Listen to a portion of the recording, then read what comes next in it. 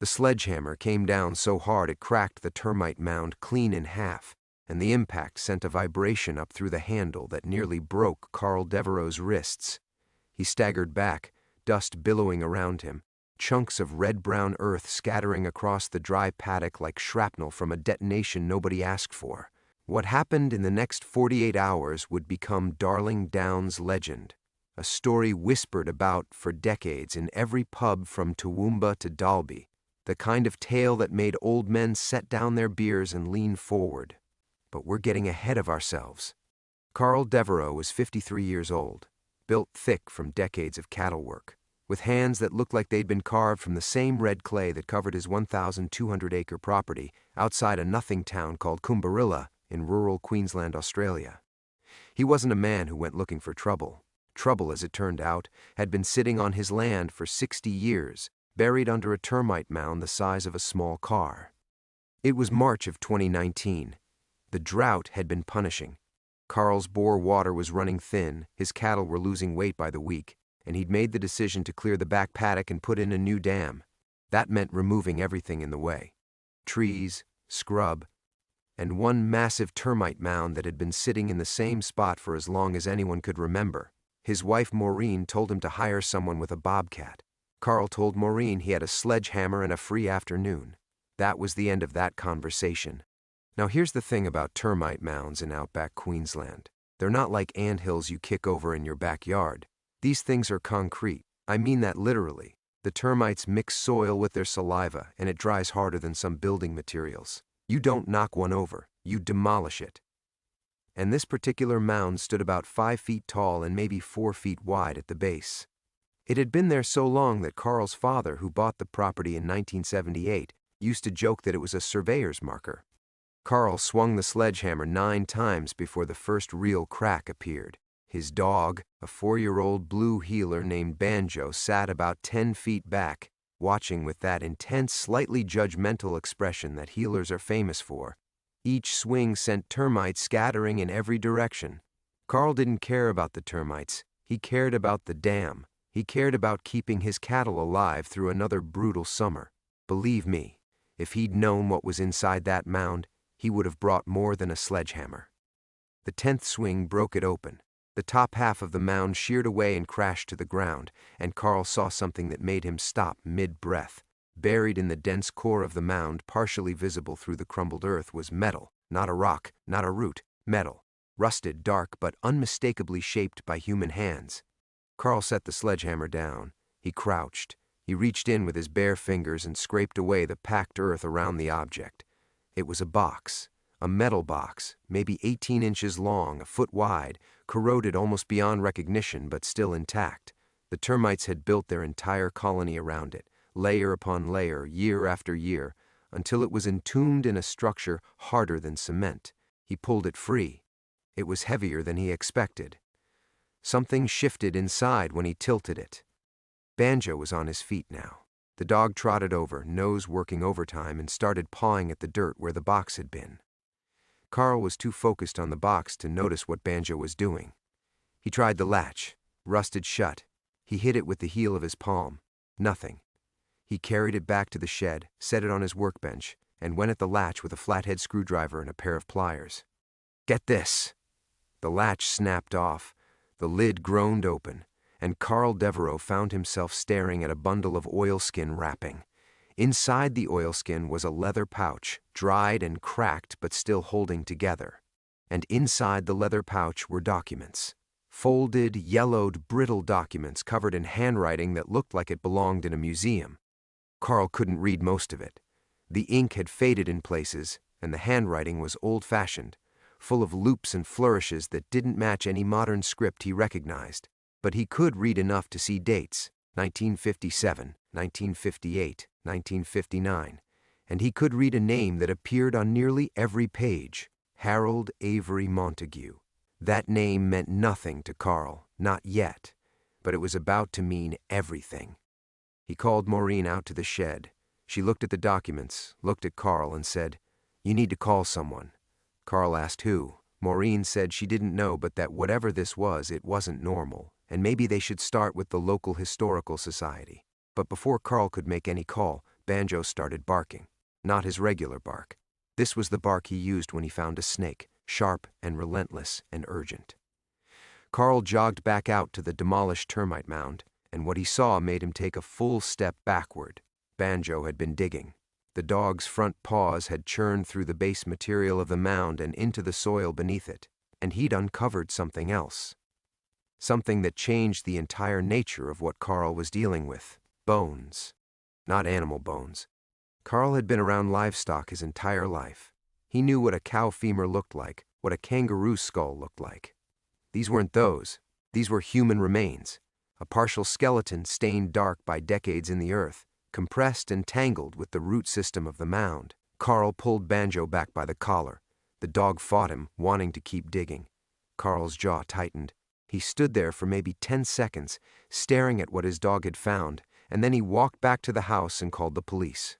Here's what nobody tells you about finding human remains on rural property in Australia. It doesn't trigger a Hollywood response. There's no helicopter, no FBI equivalent dropping from the sky. A single officer from the nearest station, 40 minutes away, drives out in a dusty patrol car and has a look. That's what happened. Senior Constable Phil Drummond arrived at the Devereaux property at 4:17 that afternoon, took one look at the bones, took one look at the metal box on Carl's workbench, and called his sergeant. The sergeant called the Criminal Investigation Branch, and by nightfall, Carl's back paddock was cordoned off with police tape, and he was sitting in his own kitchen, giving a formal statement about how he'd spent his afternoon destroying a termite mound. The CIB detective who showed up the next morning was a woman named Rachel Tan.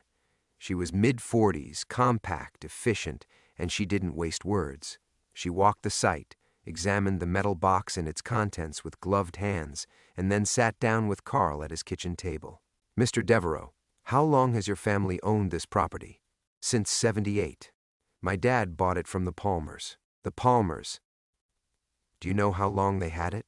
Carl shrugged. "Long time. Since the '50s, I think." Detective Tan nodded. She opened a plastic evidence sleeve and showed Carl a photograph she'd taken of one of the documents. "Does the name Harold Montague mean anything to you?" Carl shook his head.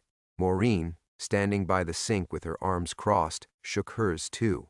"I swear this happened."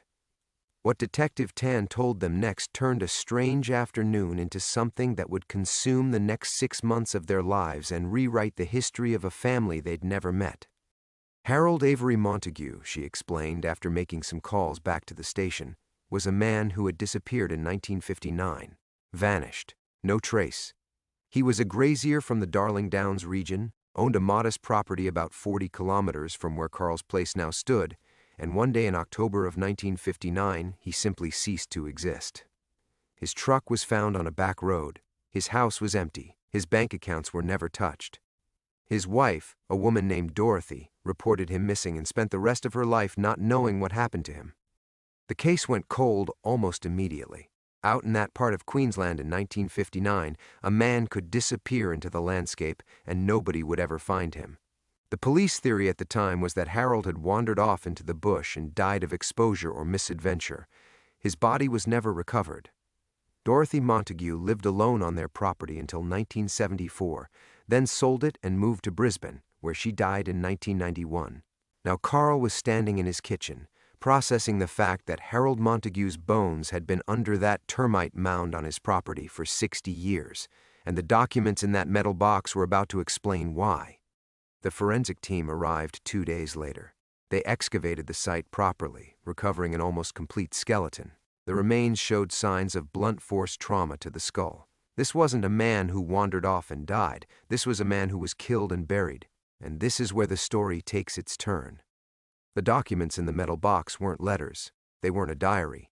They were financial records, handwritten ledgers, receipts, and what appeared to be a contract of sale for a parcel of land, 640 acres, dated 1958, transferring ownership from Harold Montague to a man named Robert James Palmer. Listen to me carefully. Robert Palmer was the man who owned Carl's property before Carl's father bought it. The same property where Harold Montague's body was buried. The same property where someone had hidden a metal box containing the financial evidence of a land deal inside a termite mound, a place no one would ever think to look. Carl sat down hard in his kitchen chair. He looked at Detective Tan. "Are you telling me the bloke who sold this place to my dad killed someone?" Tan didn't answer directly. She said, "We're investigating." But the documents told a story that even a careful detective couldn't ignore. The ledgers showed a pattern of payments from Harold Montague to Robert Palmer, 5 installments over 6 months in 1958. The amounts were significant for the ERA.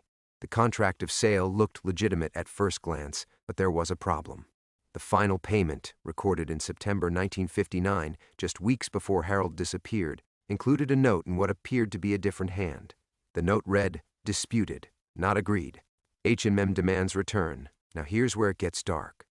Cross-referencing property records, Detective Tan's team discovered that Robert Palmer had registered that same 640-acre parcel under his own name in December of 1959, 2 months after Harold vanished. The registration paperwork listed the land as purchased, but no corresponding sale was ever recorded on Harold's side. Harold's wife, Dorothy, had no knowledge of the transaction. In fact, Dorothy had told police in 1959 that Harold had been in a dispute with a neighboring grazier over a land boundary, but she didn't know the details. She never named Robert Palmer specifically. The Termite Mound had preserved those documents better than any filing cabinet could have. The oilskin wrapping, the leather pouch, the sealed metal box, all of it had kept the paper dry and intact enough to be legible after 6 decades. Someone had gone to considerable trouble to hide that box, and that someone had chosen a hiding spot that grew more impenetrable with every passing year as the termites built their fortress around it. You still with me? Good, because this is where Banjo earns his place in the legend. While the forensic team worked the excavation site over the next week, Carl kept finding Banjo returning to the area. The dog would slip under the police tape, nose to the ground, and start circling a spot about 15 meters from the original mound. One of the forensic technicians, a young guy named Dale, noticed the dog's behavior and mentioned it to Detective Tan. "That dog keeps hitting on the same spot," Dale said. Tan watched Banjo for a minute. The dog was pawing at the ground, whining, his ears flat. Carl walked over and grabbed his collar, but Tan held up a hand. "Let him go." Carl released the dog. Banjo immediately went back to the spot and started digging with a fury that sent dirt flying in arcs behind him. Dale grabbed a shovel and carefully expanded the hole the dog was making. About 18 inches down, the shovel hit something solid.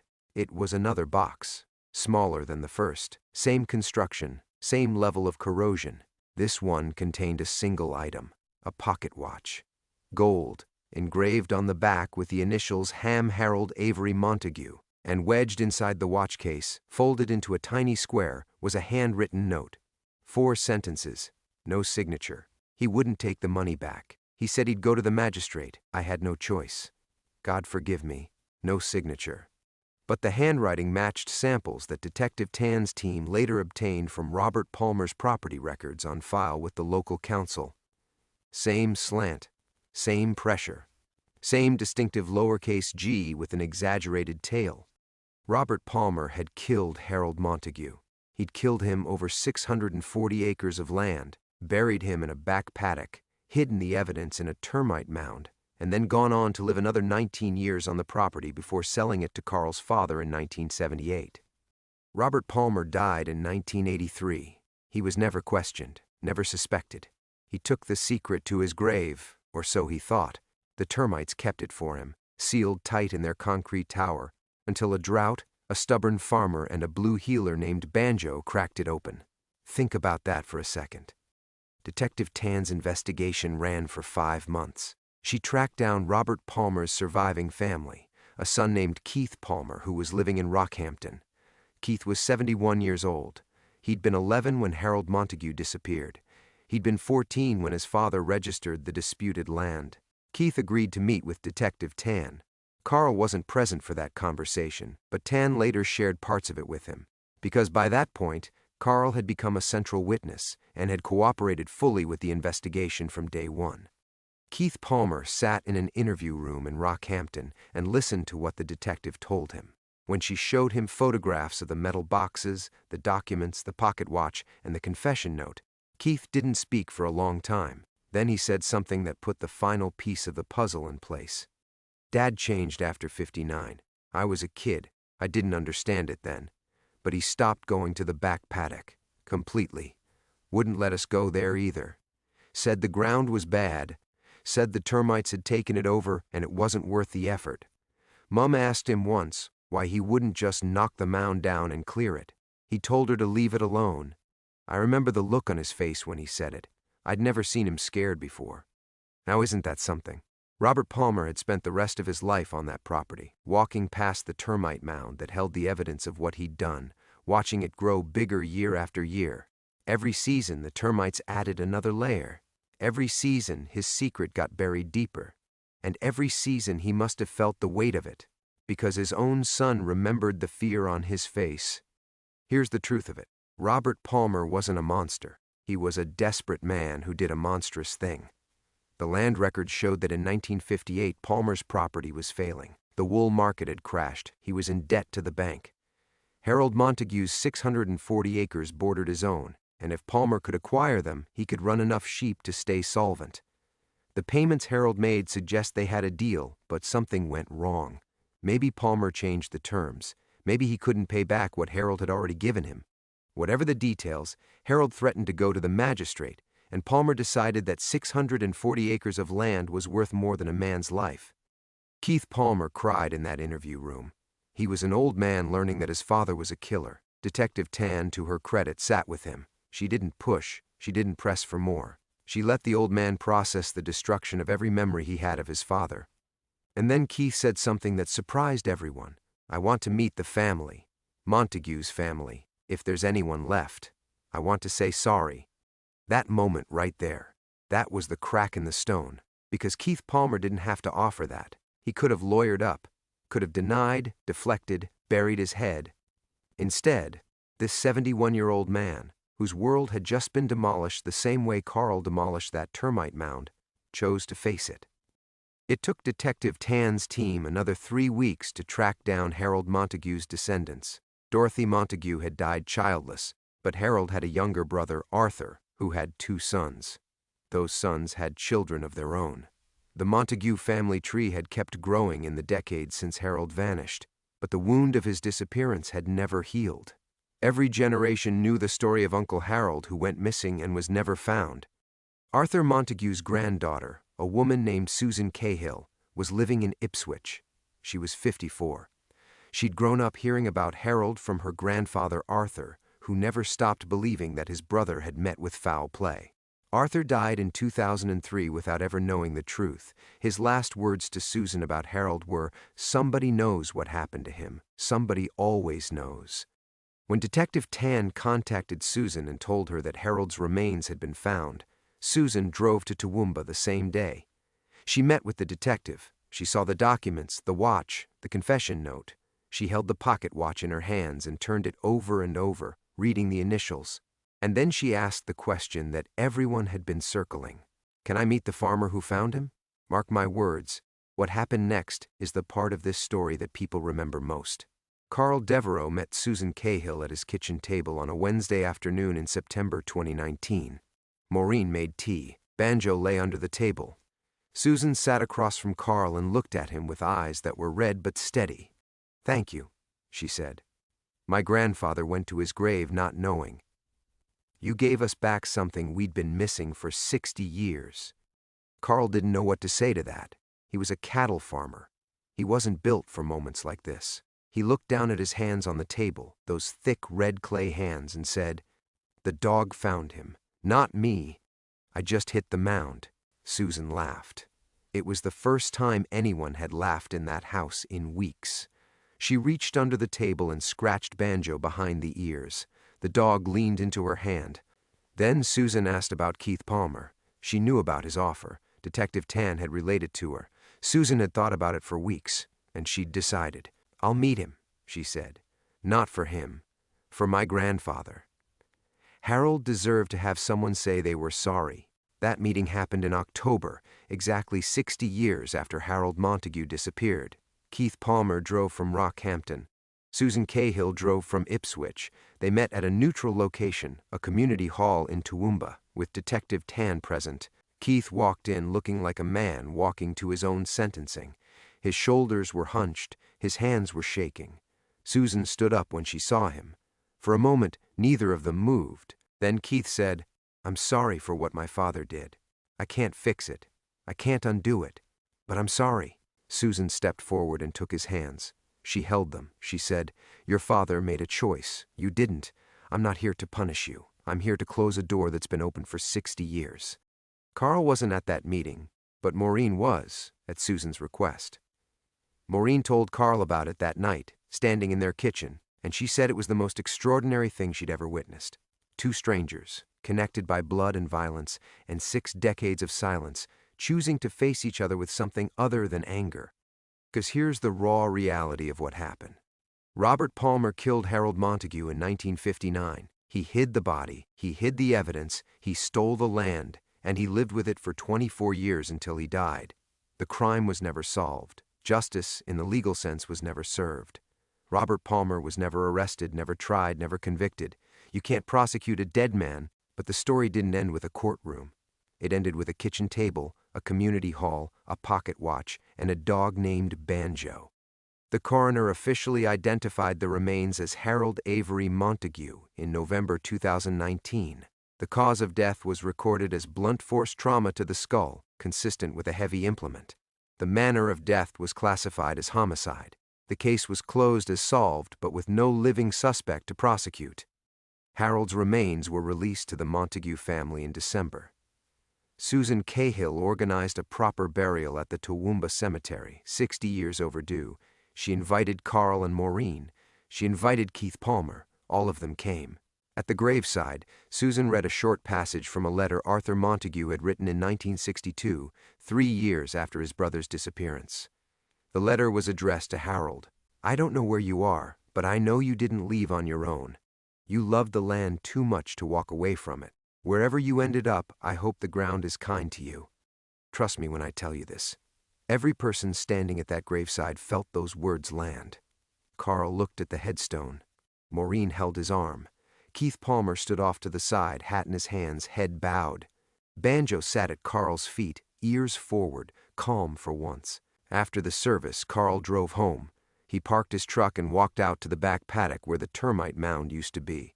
The excavation site had been filled in. The ground was flat and bare. The forensic team had left no trace of their work.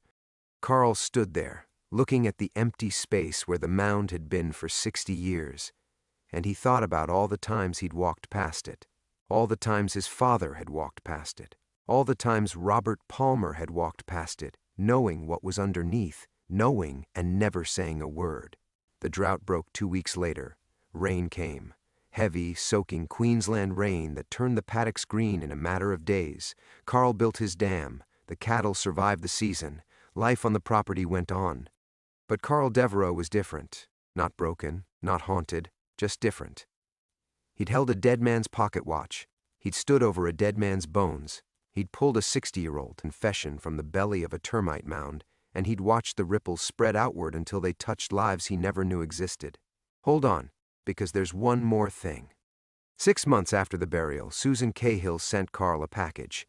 Inside was a framed photograph of Harold Montague, the only one the family had. Black and white. A young man in work clothes, standing next to a fence post, squinting against the sun. On the back, Susan had written, "For the man and the dog who brought him home." Carl hung it in the hallway. It's still there.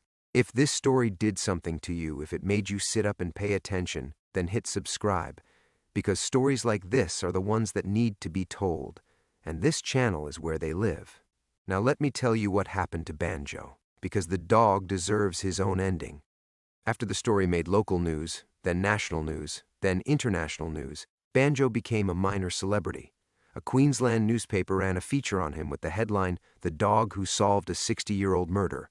People sent dog treats to the Devereaux property from all over Australia. One woman in Perth knitted him a blue heeler-shaped toy and mailed it with a note that said, "Good boy, Banjo." Carl put most of the treats in a bin in the shed. Banjo got one a day. Carl wasn't going to let fame ruin a perfectly good cattle dog. But here's what Carl noticed in the months after the discovery: Banjo stopped going to the back paddock. Before the excavation, the dog had ranged across the entire property, working cattle, chasing rabbits, being a healer. After the remains were removed and the ground was filled in, Banjo never went back to that spot, not once. Carl checked. He watched. The dog would work the paddocks to the north, to the east, to the south. He'd run the fence lines, but he wouldn't cross into the area where the mound had been. Carl mentioned this to Maureen one evening. She said dogs know things people don't. Carl said that was nonsense. But he didn't push it, and he didn't force Banjo to work that section of the property. If the dog didn't want to go there, the dog didn't want to go there. Some things you can't explain. Some things you don't try to. Detective Rachel Tan received a commendation for her work on the Montague case. She'd taken a cold case that was technically 60 years old and solved it in 5 months, using documents preserved by insects and a confession note hidden inside a pocket watch. Her case file ran to over 400 pages. It was used as a training example at the Queensland Police Academy, specifically for the section on historical cold cases and the value of non-traditional evidence sources. When a journalist asked Tan what the most remarkable part of the case was, she said, "The termites. They built a vault around the evidence. If they'd been any other species, if they'd eaten the paper, if they'd corroded the metal faster, none of this would have survived. The termites preserved the truth." Think about that. A colony of insects doing nothing more than building their home kept a murder confession intact for 60 years. They didn't know what they were protecting. They didn't care. They just built, layer upon layer, day after day, until the thing they were protecting was harder to reach than anything in a bank vault. And then a farmer, with a sledgehammer and a free afternoon, knocked it all down. The Montague case file officially closed on January 14, 2020. Harold Avery Montague, missing since October 1959, was declared a homicide victim. Robert James Palmer, deceased 1983, was named as the sole suspect. No prosecution was possible. But the story didn't close. Not really, because Carl Devereaux still farms that property. Susan Cahill still visits the grave in Toowoomba. Keith Palmer still lives in Rockhampton, carrying the weight of his father's sin with a dignity that most people couldn't manage. And Banjo still works the cattle, still chases rabbits, still refuses to go near the back paddock. The land deal that started all of it, those 640 acres that Robert Palmer killed for, ended up back with the state. After Palmer's death in 1983, the parcel had been absorbed into a larger holding and eventually sold off in pieces. None of Harold's family ever received a cent from it. Susan Cahill was asked by a journalist if she wanted to pursue a legal claim on the land. She said no. She said the land had cost enough already. Carl Devereaux, standing in his shed one afternoon, looking at the empty workbench where the metal box had sat, said 5 words that stuck with everyone who heard them. "The ground gives everything back." That was it. He didn't explain. He didn't elaborate. He picked up a wrench and went back to fixing his bore pump. The mound is gone. The bones are buried properly now. The documents are in a police evidence archive. The pocket watch is with Susan Cahill, in a glass case on her mantelpiece, next to a photograph of a man she never met but always knew. And somewhere in the red clay of a Queensland paddock, in the spot where 1,000,000 termites built a cathedral around a dead man's secret, the rain falls, the grass grows, and the ground keeps its silence. Because that's what ground does. It holds things. It hides things. And every now and then, when a farmer swings a sledgehammer and a blue heeler starts digging, it gives them back. That's the legend. That's what happened in Kumbarilla. A farmer smashed a termite mound. His dog found bones. And 60 years of silence finally broke open under the weight of a 4-pound hammer and a cattle dog's stubborn nose. Harold Montague came home. And the land that killed him is the land that confessed.